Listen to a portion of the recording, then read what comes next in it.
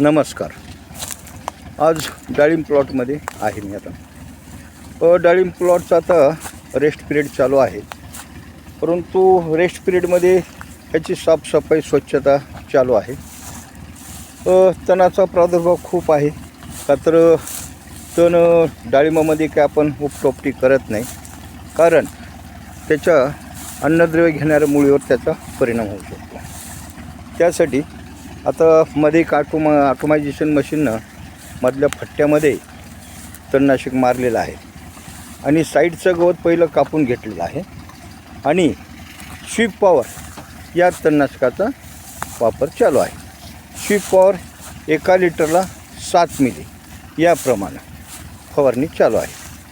ही फवारणी झाल्यानंतर 6 ते 7 दिवसाला तणाचा नायनाट होतो. परंतु स्वीप पॉवर मारताना स्वीप पॉवर हे तणनाशक आंतरप्रवाही असल्यामुळे त्याचा सांभाळून वापर करायचा. त्याचा वापर करण्याच्या आधी खोडावर ज्या वॉटर सूट आहेत, फूट आहे, ती पहिली काढून घ्यावी लागते. का तर त्या खोडावरच्या वॉटर सूटवर तणनाशक उडालं समजा, त्याचा त्या झाडावर इफेक्ट होऊ शकतो.